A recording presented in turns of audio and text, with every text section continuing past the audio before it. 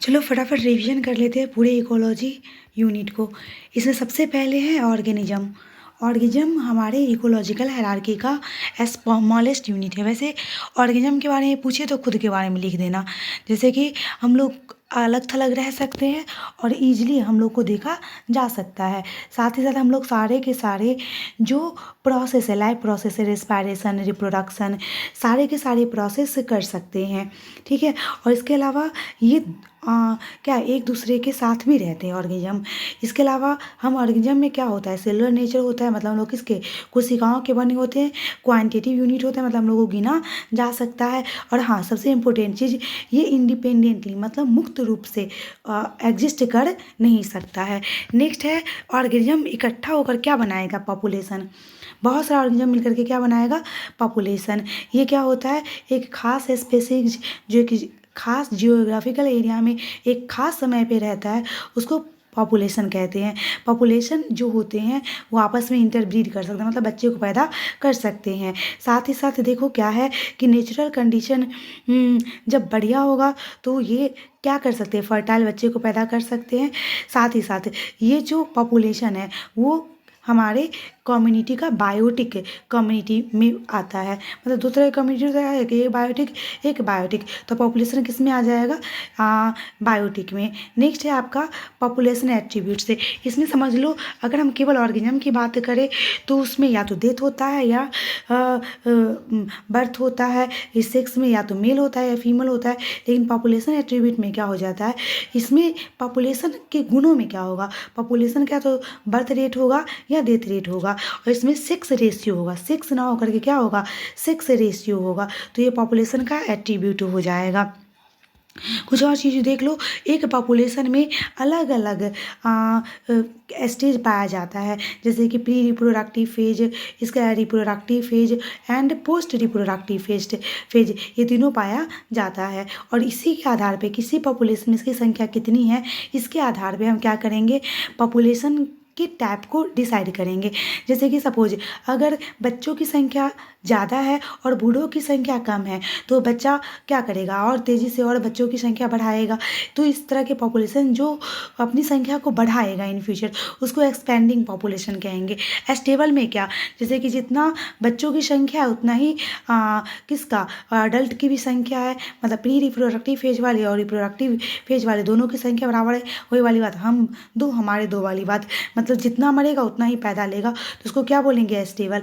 और डिक्लाइन में क्या होगा, बच्चों की संख्या कम होगी, प्री रिप्रोडक्टिव फेज की संख्या कम होगी और रिप्रोडक्टिव फेज वालों की संख्या ज़्यादा होगी। तो अब क्या होगा, जो प्री रिप्रोडक्टिव फेज में जाएगा, रिप्रोडक्टिव फेज वाला मरेगा, तो बच्चों की पॉपुलेशन की संख्या और क्या होगी, डिक्रीज होगी। तो इसको क्या बोलेंगे, declining population.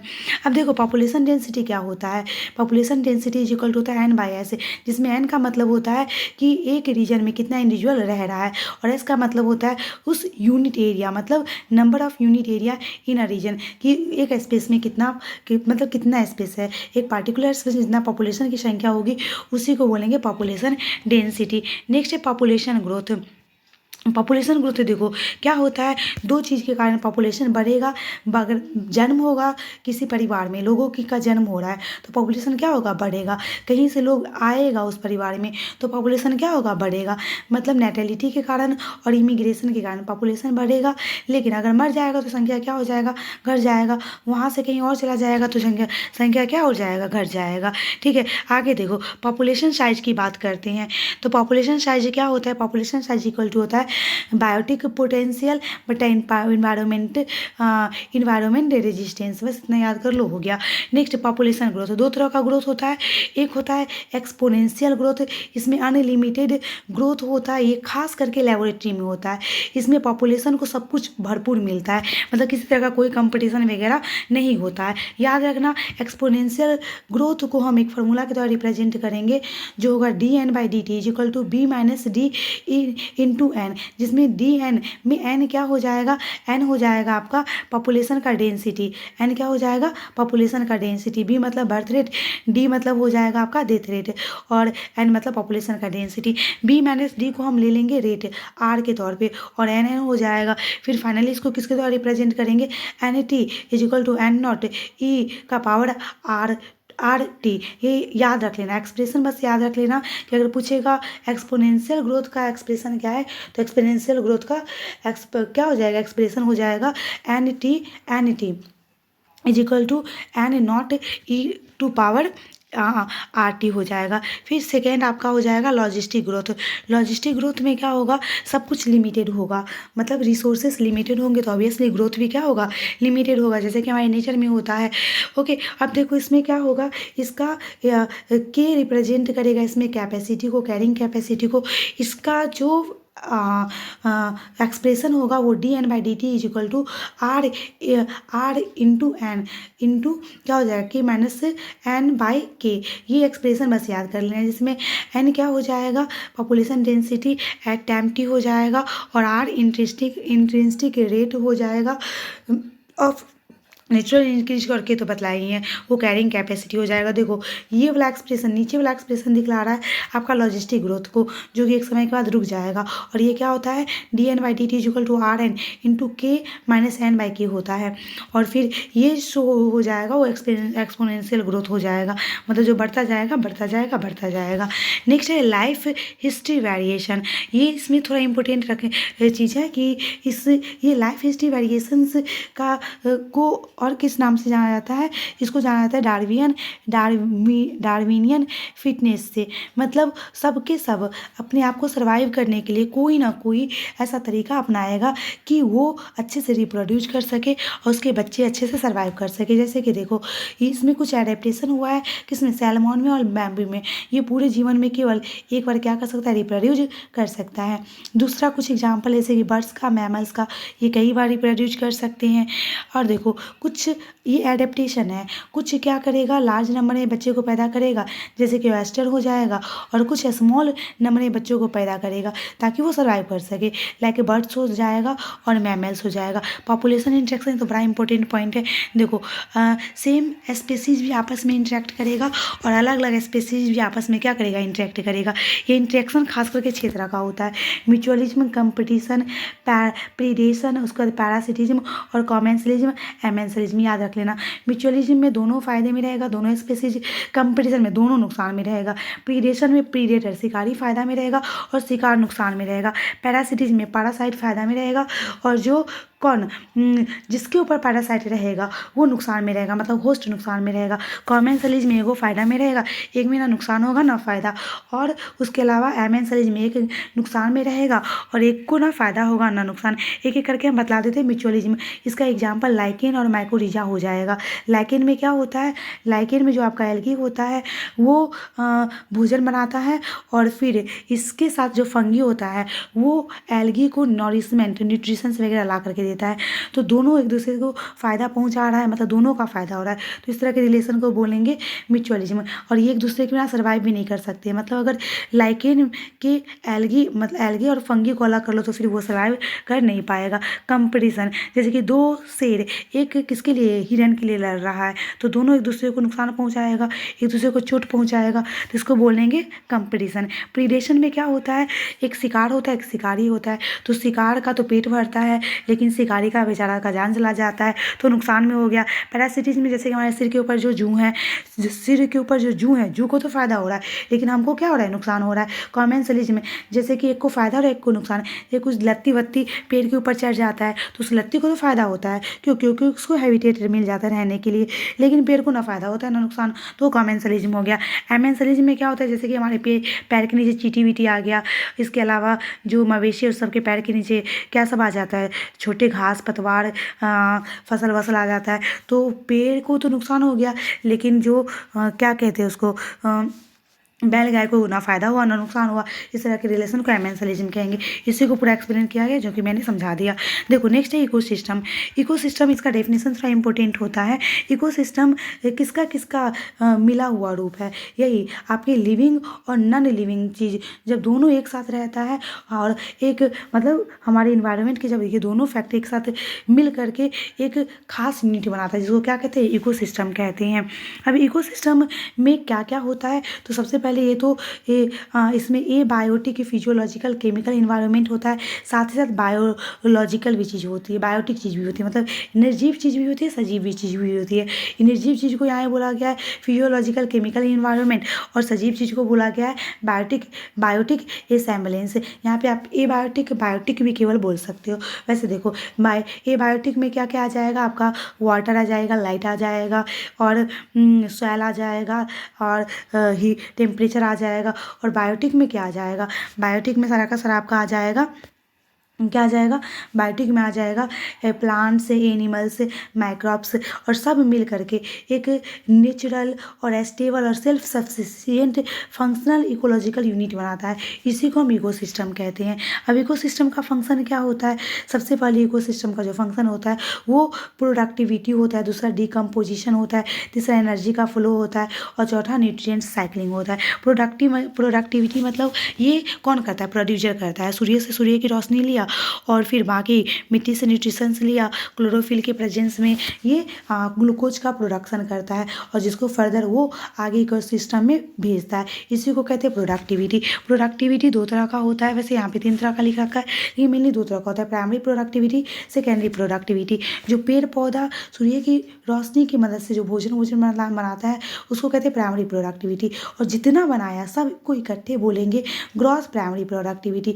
Gross primary productivity में से इस्तेमाल करने के बाद, जैसे कि रेस्पायरेशन में इस्तेमाल किया, उसके बाद जो बच गया उसको बोलेंगे नेट प्राइमरी प्रोडक्टिविटी। मतलब नेट प्राइमरी प्रोडक्टिविटी क्या होता है, ग्रॉस प्राइमरी प्रोडक्टिविटी में से रेस्पायरेशन का रेट घटा दो तो हो जाएगा नेट प्राइमरी प्रोडक्टिविटी। सेम चीज़ जो हम प्लांट खाते हैं, या फिर जो मांसाहारी जीव शाकाहारी जीव को खाता है, उसमें जो उसके शरीर में जितना एनर्जी जाता है, इस सबको इकट्ठे क्या बोलेंगे, ग्रॉस प्राइमरी प्रोडक्टिविटी। लेकिन उसके इस्तेमाल करने के बाद, जैसे कि वो जितना एक्टिविटी करता है, रेस्पायरेशन करता है, फिर चलता है, दौड़ता है, भागता है, इस सब के बाद जो एनर्जी बच जाता है, जो उसके अंदर क्या बोलोगे, वही सब्सटेंस बच जाते हैं, उसको क्या बोलोगे, नेट सेकेंडरी प्रोडक्टिविटी। इसके अलावा डिकम्पोजिशन क्या होता है, ऐसी प्रक्रिया जिसमें जो कम्प्लेक्स ऑर्गेनिक कंपाउंड्स है वो टूट करके काफ़ी सिंपल इनऑर्गेनिक सब्सटेंस में बदल जाते हैं, और फिर से ये मिट्टी में मिल जाते हैं, और किसके द्वारा इस्तेमाल किए जाते हैं, प्लांट के द्वारा इस्तेमाल किए जाते हैं। यहाँ पे काफ़ी बढ़िया डायग्राम दे रखा है, जैसे कि प्लांट का पत्ता गिरा, इसको कुछ कीड़े मकोड़े खा करके किसमें मिला देगा, मिट्टी में मिला देगा, और फिर से ये वापस से मिट्टी इसको कौन, और जो होते हैं क्या बोलोगे, डेट्रीवोर सब खाएगा पिएगा, और सब आफ्टर ऑल किसमें मिल जाएगा, मिट्टी में से फिर कौन ले लेगा, प्लांट ले लेगा। मतलब जो हमारे सड़े गले मरे पदार्थ होते हैं उस सब का टूट कर मिट्टी में मिल जाना, और इसी को क्या बोलेंगे, डिकम्पोजिशन बोलेंगे। अब एनर्जी फ्लो क्या होता है, जैसे कि प्लांट को हमने खाया, और तो एनर्जी का फ्लो प्लांट से हमें हुआ। इसी तरह से यहाँ पे एनर्जी का फ्लो में मतलब क्या, जो फूड का ट्रांसमिशन हो रहा है फर्स्ट ट्रॉपिक लेवल से सेकेंड ट्रॉपिक लेवल में, सेकेंड ट्रॉपिक लेवल से थर्ड ट्रॉपिक लेवल में, इसी को बोलेंगे एनर्जी फ्लो। ठीक है, उसके बाद क्या है नेक्स्ट देखो, एक और चीज़, जनरली क्या होता है, अगले ट्रॉपिक लेवल पे बहुत कम परसेंटेज जाता है, 10% लॉ लिखा जाना चाहिए यहाँ पे। नेक्स्ट लेवल पे कितना परसेंट एनर्जी आता है, केवल 10%। ठीक है, तो हमेशा अगले टॉपिक लेवल पे जो एनर्जी है वो जाते जाते घटता जाता है।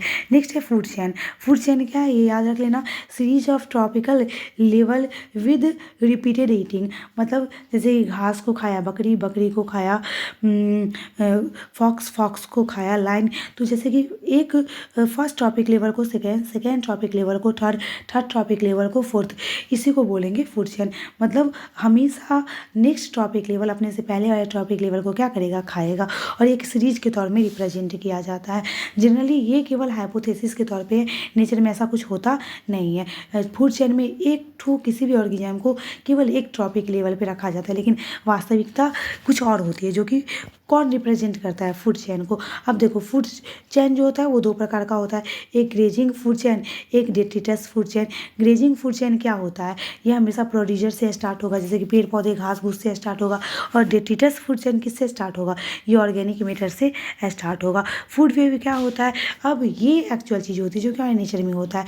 फूड वेव एक नेटवर्क होता है जिसमें जो अलग अलग जो ऑर्गेनिज्म है वो एक दूसरे से लिंक्ड होते हैं, किसके द्वारा, फूड चेन के द्वारा। जैसे कि देखो यहाँ पे क्या है कि जो आपका प्रोड्यूसर है उसको कौन खा रहा है, उसको खा रहा है मेढक, मेढक को कौन खा रहा है, स्नेक, और स्नेक को कौन खा रहा है, स्नेक को खा रहा है ईगल। ये भी एक तरह से क्या है, फूड चेन है। लेकिन क्या ये जो आपका प्रोड्यूसर है इसको केवल मेढक खाएगा, मेढक के अलावा कीट पतंगे वगैरह भी खाएंगे। उस कीट पतंग को कौन खाएगा, इंसेक्ट्स वगैरह को ये मेढक खाएगा। उस कीट पतंग को मतलब इंसेक्ट्स को मेढक के अलावा और कौन खाएगा, सांप खाएगा। तो एक जो ट्रॉपिक लेवल उसको एक के अलावा कई और के द्वारा खाया जा सकता है, और इसी को बोलेंगे फूड वेव। नेक्स्ट है इकोलॉजिकल पिरामिड। यहाँ से बहुत इंपॉर्टेंट क्वेश्चन आते हैं, जैसे कि अगर हम बात करें इकोलॉजिकल पिरामिड, तो इकोलॉजिकल पिरामिड ग्राफिकल रिप्रेजेंटेशन बोलो या पिक्टोरल क्या बोलो, पैरामीटर्स बोलो, जिसमें 3 चीज़ के बारे में बात की जाती है, नंबर के बारे में, बायोमास के बारे में और एनर्जी के बारे में। ठीक है, अब देखो पिरामिड ऑफ नंबर में क्या होता है, अगर हम ग्रास लैंड इकोसिस्टम की बात करें तो ग्रास लैंड इकोसिस्टम में सबसे ज़्यादा प्रोड्यूसर होता है, फिर प्राइमरी कंज्यूमर होता है, फिर सेकेंडरी कंज्यूमर होता है, फिर फाइनली टर्सरी कंज्यूमर होता है। देखो प्रोड्यूसर को first trophic level, primary consumer को सेकेंड ट्रॉपिक लेवल, उसके अलावा क्या है बतलाओ, सेकेंडरी कंज्यूमर को थर्ड ट्रॉपिक लेवल और टर्सरी कंज्यूमर को फोर्थ ट्रॉपिक लेवल कहते हैं। अब एक और चीज़ जो यहाँ पे लिखा नहीं है लेकिन बता दे रहे हैं, पिरामिड ऑफ नंबर जो है वो अपराइट भी होता है और इन्वर्टेड भी होता है। इन्वर्टेड होता है प्लांट के केस में, जैसे कि एक प्लांट के ऊपर कई सारे पक्षी के ऊपर कई सारे पैरासाइट्स, मतलब यहाँ प्रोड्यूसर की संख्या क्या हो रही है, कम हो रही है, और कंज्यूमर की संख्या क्या होती जा रही है, बढ़ती जा रही है। और हमेशा हम प्रोड्यूसर को कहाँ लिखेंगे, नीचे में, उसके ऊपर उसके कंज्यूमर के, उसके ऊपर उसके कंज्यूमर को। जैसे कि यहाँ पे ग्रास लैंड फूड चेन में सबसे ज़्यादा प्रोड्यूसर की संख्या होगी, लेकिन एक हम केवल किसकी बात करेंगे, ट्री फूड चेन की बात करेंगे, तो उसमें केवल एक पेड़ होगा, उस पर पक्षी की संख्या ज़्यादा होगी, पक्षी पे पैरासाइट्स की संख्या ज़्यादा होगी, तो वहाँ पे ये इन्वर्टेड हो जाएगा। नेक्स्ट है आपका पिरामिड ऑफ बायोमास है। पिरामिड ऑफ बायोमास में फिर से हमेशा सबसे नीचे किसको, प्राइमरी प्रोड्यूसर को डालते हैं, फिर प्राइमरी कंज्यूमर को, फिर सेकेंडरी कंज्यूमर को, फिर टर्शियरी कंज्यूमर को, मतलब पेड़ पौधा को, फिर हिरन को, फिर हिरन को खाने वाला लोमड़ी को, फिर लोमड़ी को खाने वाला शेर को। ठीक है, तो हमेशा किसी भी बायोमास में, बायोमास होगा यहाँ पे, बायोगैस नहीं होगा, बायोमास में क्या होगा, सबसे ज़्यादा बायोमास किसका होगा, पेड़ पौधों का होगा। लेकिन इसके अलावा अगर हम किसकी बात करें, पॉन्ड इकोसिस्टम की बात करें, तो पॉन्ड इकोसिस्टम में किसका बायोमास, जो प्लैंकटन होता है, घास फूस होता है, उसका बायोमास कम होता है, किसके कंपेयर में, जू प्लैंकटन का, फाइटोप्लैंकटन का बायोमास जू प्लैंकटन के कंपेयर में कम होता है। और फाइटोप्लैंकटन प्लांट होता है, और जू प्लैंकटन, जू पता ही चल रहा है जानवर, मतलब कीड़े होते हैं। तो फिर से हम बात करें एक्वाटिक इकोसिस्टम में, पॉन्ड इकोसिस्टम में ये biomass, pyramid of biomass inverted हो जाता है। याद रखना, पिरामिड ऑफ बायोमास और पिरामिड ऑफ नंबर दोनों अपराइट भी होगा, इन्वर्टेड भी होगा, लेकिन जो पिरामिड ऑफ एनर्जी होगा ये हमेशा अपराइट होगा, हमेशा हमेशा हमेशा अपराइट होगा। ये डायरेक्ट क्वेश्चन आते हैं कि कौन सा पिरामिड हमेशा अपराइट होता है, तो पिरामिड ऑफ एनर्जी हमेशा अपराइट होगा। क्यों, क्योंकि हमेशा जो प्राइमरी प्रोड्यूसर है उससे प्राइमरी कंज्यूमर में कम ही एनर्जी जाएगा, फिर प्राइमरी प्रोड्यूसर से, प्राइमरी कंज्यूमर से सेकेंडरी कंज्यूमर में उसका कम ही एनर्जी जाएगा, टर्सरी कंज्यूमर में उसका कम ही एनर्जी जाएगा।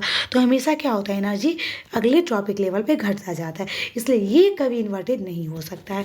आगे देखो क्या है, biodiversity and conservation.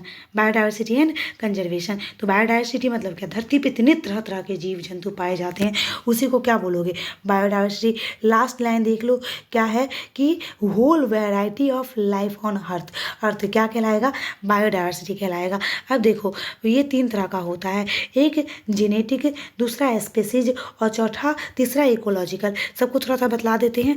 Genetic biodiversity क्या हो जाएगा, जैसे कि एक ही स्पेसीज के जो अलग अलग अलग नस्ल होते हैं, वो उसका जेनेटिक डाइवर्सिटी हो गया। एग्जाम में पूछा जाता है रॉफेलिया, क्या है रॉवोल्फिया वोमिटेरिया, ये एक प्लांट है, मेडिसिनल प्लांट है जो कि हिमालय के अलग अलग रेंज पे पाया जाता है और ये खास प्रकार का केमिकल प्रोड्यूस करता है। इसका नाम रेजरपाइन है।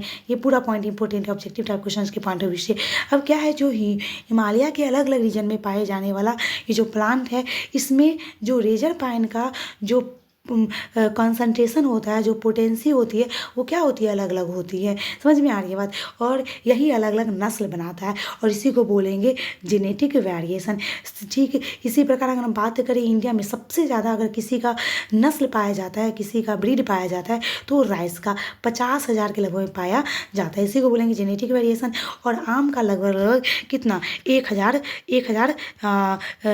ब्रीड पाया जाता है, नस्ल पाया जाता है। स्पेसीज डाइवर्सिटी में एग्जाम्पल दे रखा है कि अगर हम ईस्टर्न घाट की बात करें और वेस्टर्न घाट की बात करें तो क्या होता है कि वेस्टर्न घाट पे ज़्यादा एम्फीबियम का स्पेसीज है, किसके कंपेयर में, ईस्टर्न घाट के कंपेयर में। ये हो गया स्पेसीज डाइवर्सिटी। और इकोलॉजिकल डाइवर्सिटी जानते ही हो, धरती पे कितने तरह तरह के इकोसिस्टम पाया जाता है। कहीं पे डिजर्ट है, कहीं पे रेन फॉरेस्ट है, कहीं पे मैंग्रोव्स है, कहीं पे कोरल रीफ्स है, तो कहीं पे वेटलैंड्स है, तो कहीं पे एस्चुअरीज है, कहीं पे अल्पाइन मीडोज है। इस तरह से अलग अलग जो इकोलॉजिकल डाइवर्सिटी है, मतलब इकोलॉजी है, इसी को क्या बोलेंगे, इकोलॉजिकल डाइवर्सिटी। ये डेटा याद रखना। इसमें कितने तरह का डायग्राम दे रखा है, एक इनवर्टिब्रेट्स वाला मतलब बिना रीढ़ की हड्डियों वाला जीव, एक वर्टिब्रेट्स वाला मतलब रीढ़ की हड्डियों वाला जीव, और एक प्लांट्स। अब देखो इनवर्टिब्रेट्स में या ओवरऑल धरती पे अगर सबसे ज़्यादा किसी की बायोडाइवर्सिटी पाई जाती है, डाइवर्सिटी पाई जाती है, तो इंसेक्ट्स का, तो ऑर्थोपोड्स भी कहते हैं, याद रखना।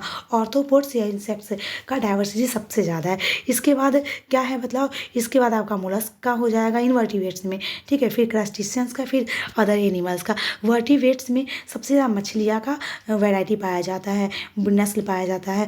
उसके बाद क्या है आपका birds, reptiles, mammals and amphibians, ये सब रीढ़ की हड्डी वाले जीव है। फिर देखो प्लांट्स में फंगी, उसके बाद एंजियोस्पर्म, एल्गी, लाइकेंस और क्या है मॉसेस और एलिल्स, इस सब की डाइवर्सिटी अच्छी खासी पाई जाती है। पैटर्न ऑफ बायोडाइवर्सिटी की बात कर लेते थोड़ा। अब देखो क्या है, लैटिट्यूडनल, मतलब हर जगह ज़रूरी नहीं है कि जीवों की जो वैरायटी है वो एक ही जैसा होगा, नहीं, बिल्कुल भी नहीं। अगर हम बात करें लैटिट्यूड की, मतलब जो आप क्या बोलोगे विषुवतीय रेखा के अगल बगल में, वहाँ पे सबसे ज़्यादा डाइवर्सिटी पाई जाती है। क्यों? क्योंकि वहाँ पे सनलाइट बहुत ज़्यादा अच्छा खासा होता है, मतलब वहाँ पे सनलाइट क्या होता है, बहुत अच्छा खासा होता है।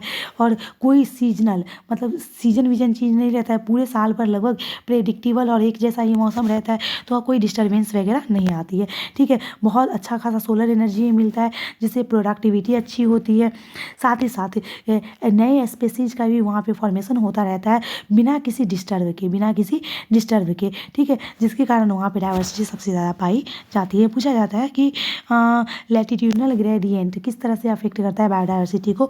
तो जैसे जैसे हम क्या करेंगे, लैटिट्यूड से किसकी ओर, पोल की ओर जाएंगे तो डाइवर्सिटी घट ही जाएगी। क्यों? क्योंकि लैटिट्यूड के पास बहुत ज़्यादा सोलर एनर्जी मिलता है और मौसम लगभग एक जैसे रहते हैं, उसमें कोई खास परिवर्तन नहीं आते, जिसके कारण वहाँ के जीवों को कोई डिस्टर्बेंस वगैरह नहीं होता है और वो अच्छे से सर्वाइव कर लेते हैं। अब देखो स्पेसीज एरिया रिलेशनशिप्स, जैसे जैसे आप एरिया बढ़ाओगे वैसे वैसे स्पेसीज का डाइवर्सिटी बढ़ता जाएगा, लेकिन एक लिमिट जगह तक ही, उसके बाद फिर से सेम चीज़ रिपीट होने लगेगा, ठीक है। इसको रिप्रेजेंट कैसे करेंगे, log s = log c + z log a के द्वारा, ठीक है। अब देखो ये याद रख लेना कि z का वैल्यू 0.1 से 0.2 के बीच में ही होता है। किसके लिए ये होता है, वैसे एरिया फाउंड लाइरेंज, ठीक है, कंपैरेटिवली स्मॉलर एरियाज, छोटे एरिया में ये होगा, और अगर कॉन्टिनेंट बड़े एरिया की बात करें